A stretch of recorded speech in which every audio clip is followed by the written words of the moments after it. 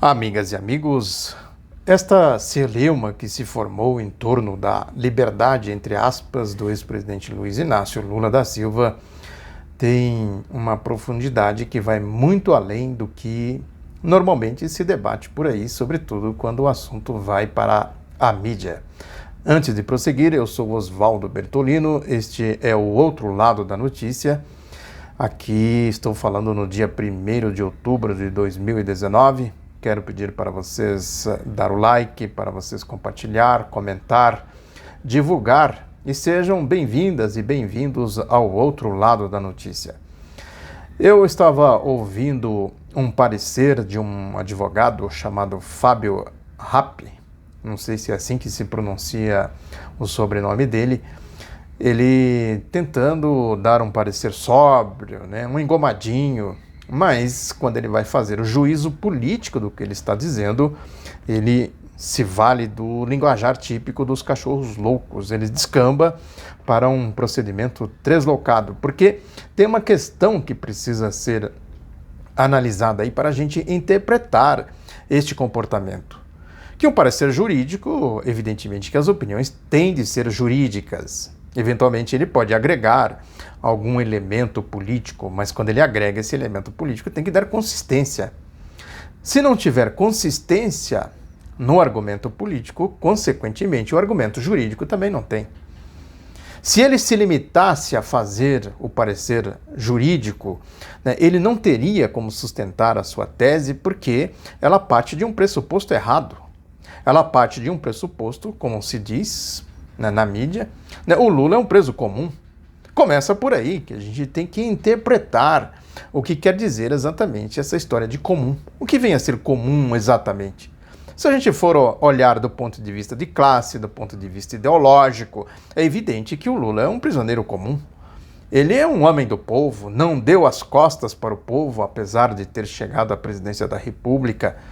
Ninguém viu o Lula aí nos salões da elite, se esbaldando, jogando tênis, essas coisas todas, com banqueiros, com a alta burguesia, com a elite nacional. Então ele governava, sim, na condição de governante, de presidente, ele evidentemente se relacionava com toda essa gente, mas ele não entrou para esse clube privado. Esse foi o grande problema dele, porque o que essa elite achava? Qual era a aposta que ela fazia? Ela, evidentemente, achava que quando foi mais ou menos um processo inevitável a chegada do Lula à presidência da República, que eles conseguiriam cooptá-lo. Como eles não conseguiram derrotá-lo, eles tinham esgotado todos os recursos para derrotá-lo. Em 1989, lançaram o Collor, o caçador de Marajás. Vejam que o discurso é o mesmo da Lava Jato. O caçador da Lava Jato, dos Marajás, que ia combater a corrupção, o super-homem da moralidade, que ia privatizar, ia modernizar o país. Eu lembro que o Collor andava com um livro do Adam Smith debaixo do braço, imitando a Margaret Thatcher da Inglaterra, o livro, a investigação sobre a natureza da riqueza das nações. Que ali era o auge da histeria, de um suposto novo liberalismo, o neoliberalismo, um resgate das ideias de Adam Smith. É evidente que aquelas ideias originais do Adam Smith não tinham como ser aplicadas nesta nova realidade do capitalismo, do mundo. Era, na verdade, um discurso interesseiro do sistema financeiro que emergia ali após a crise que vinha de meados da década de 1970, os choques do petróleo, o rompimento dos tratados de Bretton Woods pelos Estados Unidos, quando esse país começou a pintar papel como se fosse dólar e jogar no mundo, inundou o mundo de dólar. Tinha toda ali uma lógica envolvida nisso. E aí vieram os ciclos neoliberais. O Lula remava contra a maré ali, e quase ganhou as eleições. Só não ganhou porque deram um golpe nele. Em 1994, a história se repetiu. De novo, o Lula aparecia disparado nas intenções de votos. Aí criaram o quê? O Plano Real. A história da hiperinflação, um produto típico do neoliberalismo. O Plano Real foi, sim, né, havia, evidentemente, a necessidade de fazer o controle monetário, né? Agora, é importante observar como eles fizeram esse controle monetário, né? Ou seja, segurar a inflação, conter a inflação em níveis civilizados, aceitáveis, que a inflação estava completamente fora de controle, que era resultado da política da ditadura militar, né? Existia uma crise das dívidas, né, no mundo. Tem até um livro interessante do Joelmir Betting, né, famoso comentarista econômico, trabalhava na Globo, né, antes da Globo trabalhava na Bandeirantes, depois ele voltou para a Bandeirantes, né, fez história, muita gente há de se lembrar do Joelmir Betting. Ele conversando com o Fidel, né, que o Fidel disse que Cuba não exportava a subversão para a América Latina, ao contrário do que dizia o Kissinger, né, que foi o mentor intelectual das cadeias de golpes aqui na América Latina, os golpes sanguinolentos, né? E ele dizia que quem exportava a subversão eram as dívidas externas, impagáveis, né, que levavam o povo ao sacrifício. No Brasil era isso. Aqui o livro aqui, ó, do Aurélio Pérez, né, ele acompanhou isso como deputado muito de perto.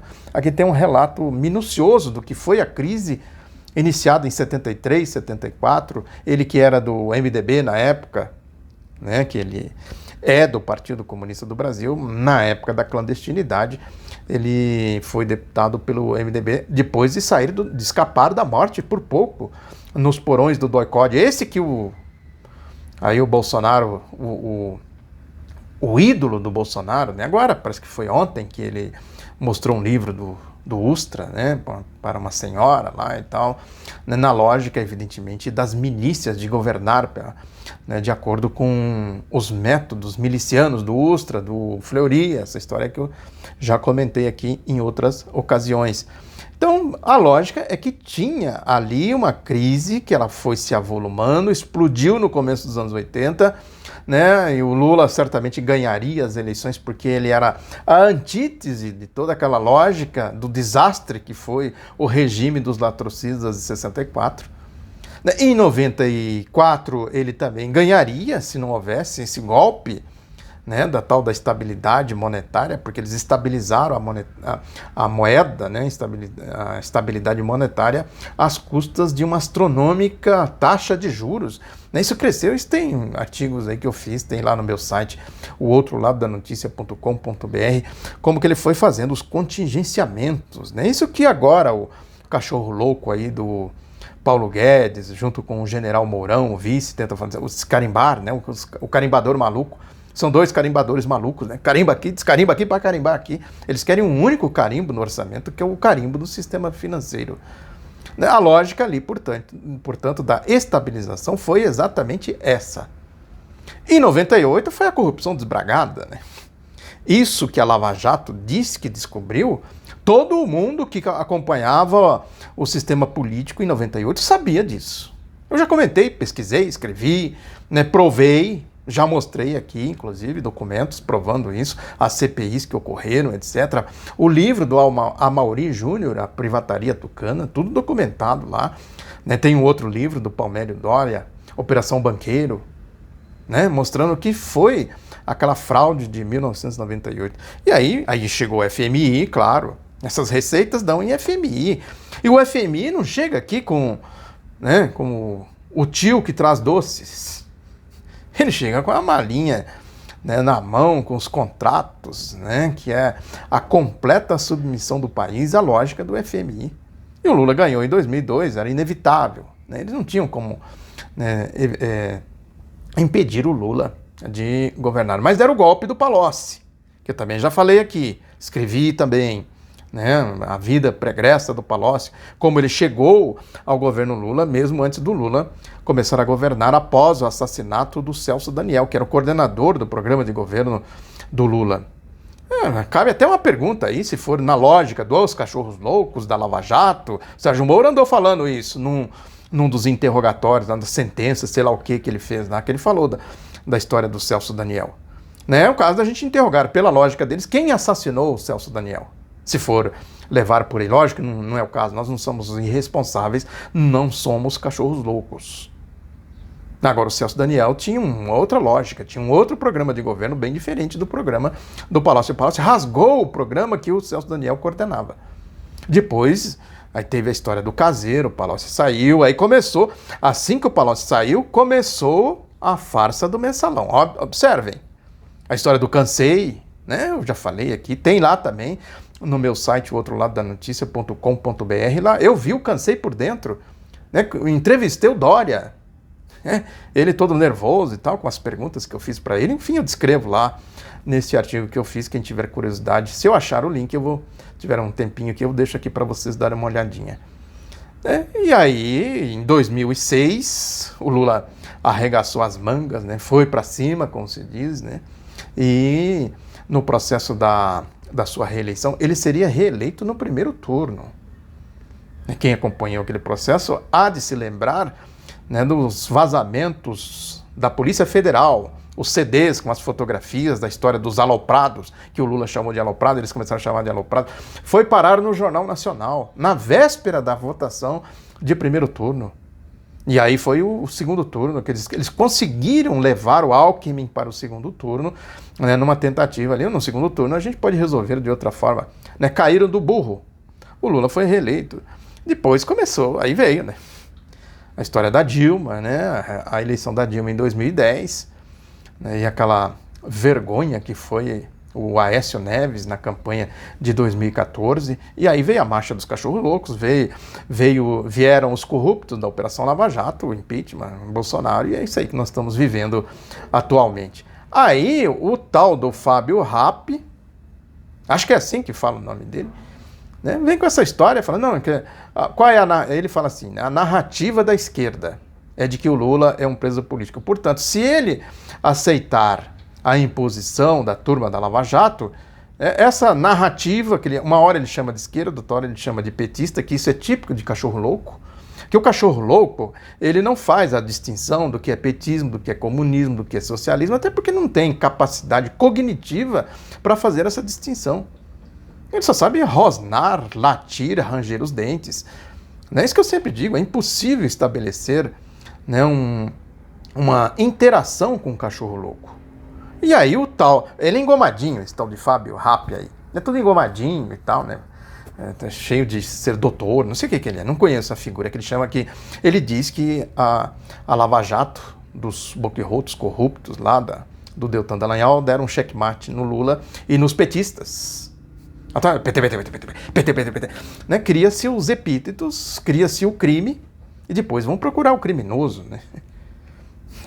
Essa aqui é a história, né? Aí, o que ele diz? Que como a narrativa é de que o Lula é um preso político e não um preso comum, aí essa narrativa cairia por terra, né, com a decisão da Lava Jato.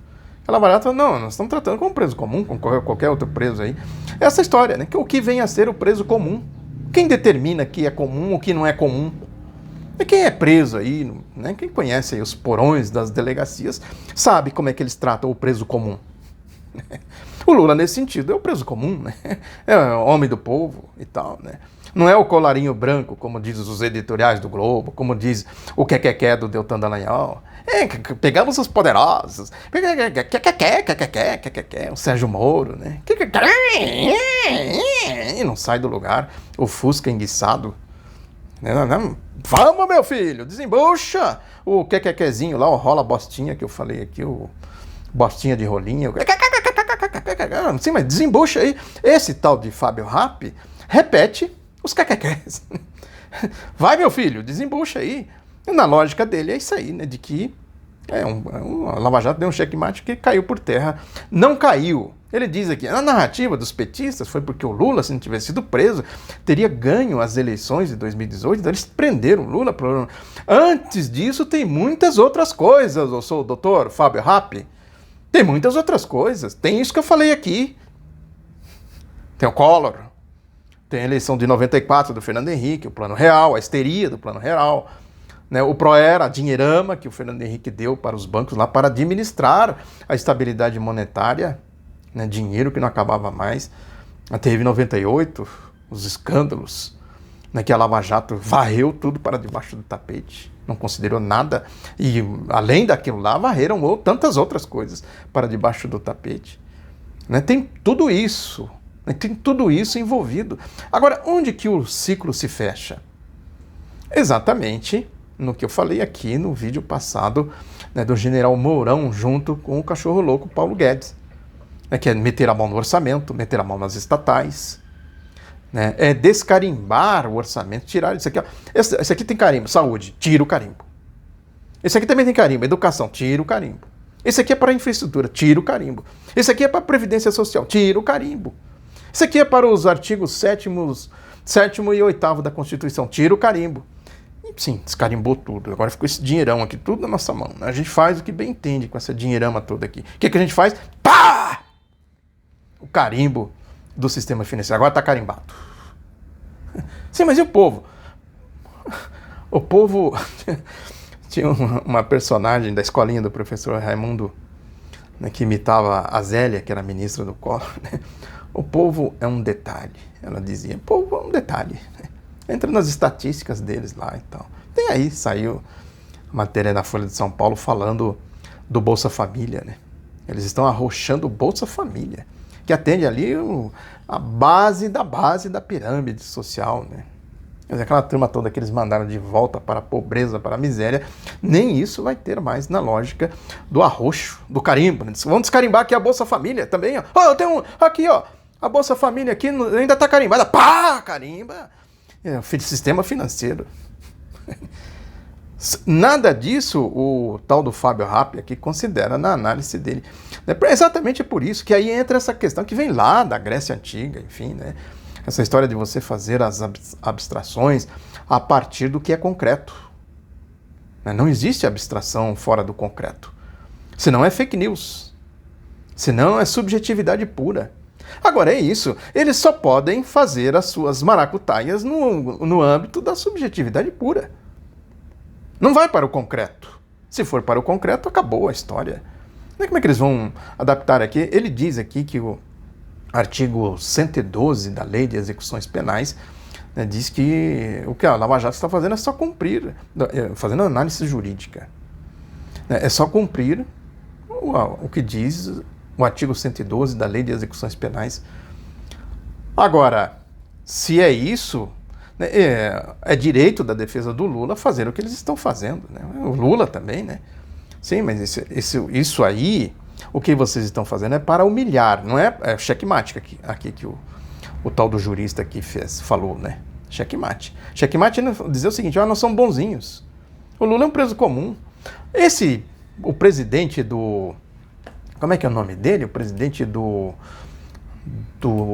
TRF4, um dos patetas lá que condenaram o Lula em segunda instância, né? Como é que é o nome? Deixa eu ver se eu acho aqui o nome dele, né? Que ele deu uma declaração lá na Rádio Gaúcha, né? Humilhando o Lula. Não, o Lula está na prisão de privilégios, né? Tem muita gente vem me pedir para tirar ele. Tem lá no outro lado da notícia.com.br, eu fiz um artigo sobre isso. O nome dele é Vitor dos Santos Laus. Né? Fazendo provocação, com arrogância, com petulância. O que eles querem, na verdade, é humilhar o Lula. É isso. Põe a tornozeleira eletrônica nele e faz um desfile midiático. Né? O ladrão, roubou. O preso comum. Estava preso lá, comum, agora virou preso comum, agora com a tornozeleira eletrônica. Ele tem que sair com a tornozeleira eletrônica, essas coisas. Sabe, é o tribunal Freisler, não é tribunal, tem também uma matéria lá no outro lado da notícia, né, do Aristides Junqueira, que foi procurador-geral da República do Sarney, dizendo isso, quer dizer, né, é um tribunal paralelo, é o tribunal anti-Lula, essa rosca sem fim. É a lógica do golpe, a lógica das facções que se juntaram para tomar o poder, né, do Paulo Guedes, do Wall Street, o Lobão de Wall Street, né, entregando a chave do galinheiro nas mãos do lobo de Wall Street, a facção aí do Bolsonaro, que é das milícias, dos porões nauseabundos da ditadura militar, junto, né, com seus asseclas, a facção criminosa da Lava Jato, com seus esgotinhos nauseabundos, corruptos, né, e os seus partidos também, Podemos, PSL também, né? Agora parece que estão dividindo, por isso que estão criando esse agrupamento criminoso aí de bandidos coordenado pelo ladrão Álvaro Dias, também já falei aqui. A lógica é isso aí, o ciclo se fecha aí. Agora, para isso, é necessário criar essa humilhação, quer dizer, a Dilma é uma irresponsável, né, foi uma irresponsável, é uma mentecapta, não sei o quê, né, essas calúnias todas que falam dela. Né, o Lula é um ladrão comum, né, é isso que o desembargador falou aqui, né, é isso que os boquerrotos corruptos lá da Lava Jato falaram, que o Sérgio Moro fala, né, que o Jair Bolsonaro fala, que o Grupo Globo fala, né, que a mídia em geral fala, tem até um editorial no Estadão hoje também falando isso, a história do BNDES, essas farsas que eles criam aí e tal. É um ladrão comum, a Dilma é um incompetente que foi, no mínimo, conivente com a ladroagem e tal. Né? E aí eles fazem, evidentemente, esse clima todo para impor, né, esse clube imundo da sujeira, das imundícies aí, da história, né, todo o processo histórico que representa esse clube privado que é a elite brasileira. Muito obrigado pela atenção, peço para vocês se inscreverem, quem ainda não é inscrito, para vocês comentarem, para vocês dar like, enfim, para vocês ajudar a impulsionar o outro lado da notícia. Um abraço, até a próxima.